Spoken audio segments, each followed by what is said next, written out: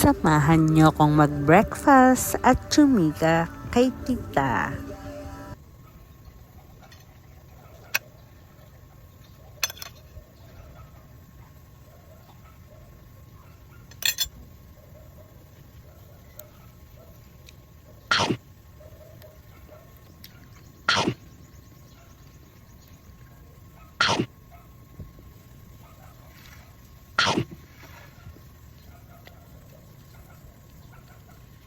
Thank you po, tita. Kaya po, tita, pandesal. Tapos na ako kanina. Walang pandesal kinain ko. Di na rin po kayo nakakain pag gabi, no, tita? Nasanay na ako. Wala ko ba kumain. Kailangan makontrol ko din sarili kong ganun, tita. Yung tumatag, alam mo ba sa tanghali minsan, kumain kami. Kasi naghahanap ako naman sa doon para lang. Sabi nga po ni Jer, ikaw din, mag-ulam ka na lang. Sabi ko, bukas na lang. Pero kung minsan, alas 3, pagka ano, kumain ko Madaling araw ka? Hapon. Apo. Hindi pa na ako magkaano kami. Gusto ko tita, para sa ano? Para sure na mawala na din yung pati liver. Kaya pala, tita, parang numipis ka. Masuot ng outfit mo, tita.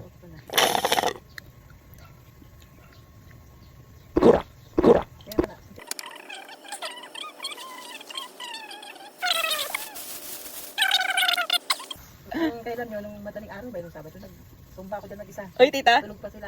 Tulog pa may-ari nito eh, kaya alas 5. Kaya sayaw ako. Pinawisan ka naman, tita. Oo, nung kailan nga kami ay dito. Pinawisan nila ko. Wow! Diet ba siya? Bali yung diet. Ano ba yung diet sa katawan mo? Baka magulat ako sa'yo, tita, yayain mo na ako mamaya mag-jogging sa ano. Ano ba dati? Oo talaga. May ka talaga ako.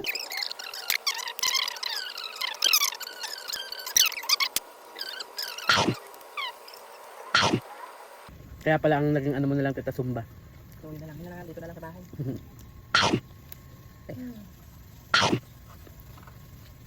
At mag-55 na lang ako dito. So, okay na sa akin. At dito ka, tita, nagtitimbang nga pala, no, sa baba. Kasi pa yung may alam ko yung dito. Ano ko kasi ako? Eh, ituloy-tuloy mo lang yan, tita. Siguro mga isang buwan, try mo ulit i-check, tita. Ang gusto ko lang, kaya ko naman talaga ibaba. Kaya sa baka mahimatay naman ako. Kasi syempre, tita, huwag mo naman yung bigla. Kaya nga, diba? Unti-unti lang kagaya niya, nasasanay, ganun. Hayaan mo lang yung katawan mo makisabay. Kahit kumakain sa hindi ko na inintindi talaga. Doon lang ako sa loob. Kasi, sabi nga nila, kapag nag-diet ka, tas wala kang disiplina, Wala rin. wala rin. Eh, di, yung nangyayari sa'yo, tita, parang sumasabay yung katawan mo madisiplina sa oras ng kain mo. Nakatulog, tita. Ay, wait, bakit daw po? Baka nakakapagpabagal matunaw ng taba. Kasi di ba, tita, sa totoong buhay, yung mantika, wala katigas niya. Kakain naman ako, hindi pa naman stock yun. Baka ganun nga, tita. Ano kung bumbis ka? Bawal tayo sa lalaki yung tiyan mo. Marami tiyan ko. Bakit daw, tita? Kaya ko pambayuan ako, laki ng tiyan ko. Ano ba pala kasi sila eh? Nagdaan yung katawan natin. Nasa bulsa din ang mga soft drinks. Ay, grabe ko. Laki nga dito nung nilabas ko eh. Kaya pala mahilig ka soft drinks, tita. Grabe. Siya pala ang nagkikrave. Nabuti na nga lang dito kami siya mahilig soft drinks talaga. Minsan lang, pag nangikikalit talaga yun. Kasi once na masanay ka, alam mo dito sa madali, ang araw, kung zero kahit sa zero, kung pwede mo. Soda pa rin siya, soda. Oo, kaya nga. Kaya lang dito. Dati, kami naman dito, juice na, sige. Ang orange. Yung mga tang, tita. Buti na wala ako rin. Pagkitan niya, Steve, kami juice lang. Parang tumigil kami sa ganun, tita, nung nagmahal yung juice. Yun nga, yun nga. Kasi di ba, tita, dati, mga 10 plus yan, 13, 12 yan. Tapos biglang naging 20 plus. Di ba, tita? 25, tapos hindi kayo. Soda pa rin kasi, tita. Mas healthy yung tunay. Matrabaho lang gawin. Kalamansi yun. Opo, yun. Naalala ko nga pa, tita, si Tutoy, yung kapatid ko. Lahat ng juice, tita, yung mga powder, hahaluan niya ng kalamansi. Wow! Yung ganun, may kalamansi. Lalagyan di ba sa lahat ng itim lang powdered natang Kaya ko mura yung lemon. Sorry kami ayun kami. lemon water. Sarap na, tita. Ganyan din ako doon. Adik ako dun dati, tita. Ganyan din ako dati. Ba't nagkakaroon yung pepperoni kasi kami sa kanya kasi sa Yung tsaa din, tita, okay din. Ininom ko lang. Ay, nakakatay yun eh. Pero mas malala yung bigger lie. Opo. Pag bigger lie inumin mo, sigurado siya mapipigain talaga.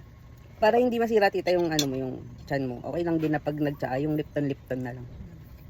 Total, ano eh, mahina ka na rin kumain. Kasi kasi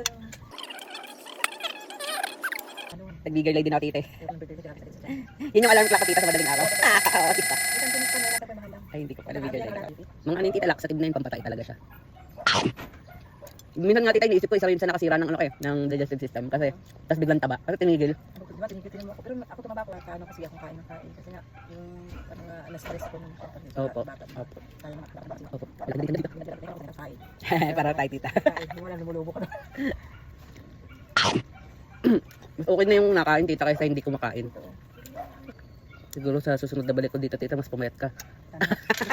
Nice! Uy, tita, lumiit na nga. Kaya sabi ko kaya, ay, hindi pa ba yung tiyan ko? Sabi ko, parang ang laki ng damit tsaka ng shirt ni tita sa kanya. Wow! Aba, ang daming pumapayat ngayon. Yung kapatid ko din, si Justin, tita. Yung, ano, kakwentuhan ni Andre nung nagiinuman dito. Kaya din? Pumapayat na, tita. Ang ginagawa niya naman, tita, no rice. Kaya sabi ko kay Jericho, magdadry ka. Tita, ang dami pa itlog. Nakatatlo na po ako. Kain sila. Ang bulok na naman. Nagluto din po ng ganyan si Janica ng isang araw. Imbis na asukal po yung hinalo niya. Di ba po matamis na po yung saba na medyo hinog. Ang ano niya po tita, ang pinagsawsaw, binudburan niya ng konting asin. Ang sarap tita. Parang naglalaban yung tamis ng saging tsaka yung asin. Opo. Ang ginawa niya tita, yung medyo hinog na saba na yun tita, kaya matamis.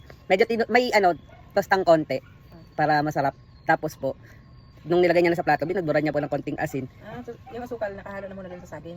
Hindi ko nga po alam kung nilagyan niya ng asukal. Parang walang asukal tita. Hinayaan niya lang yung tamis ng saba. Tapos may asin lang. Opo, nilagyan niya asin. Tinrito niya lang yung saging. Opo. Wala asukal. Parang wala titi. Kasi di ba tita ba sunog naman yung asukal kapag prinito mo eh.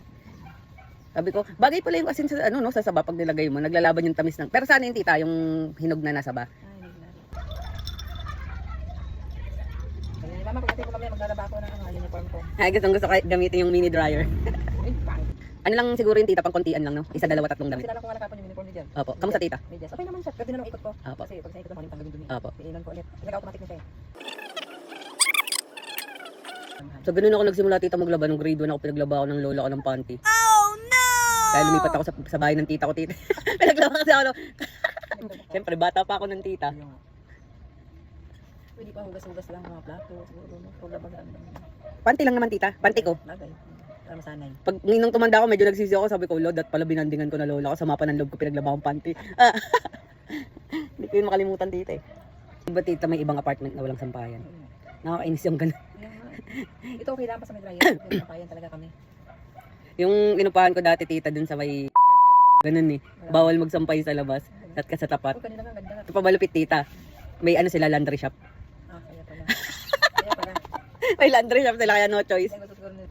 Okay lang naman yung tita sa mga panahong kailangan talaga. Oo. Pero pag may time ka na naglaba, mas okay pa rin yung sarili mong laban no tita. Pangit ko na.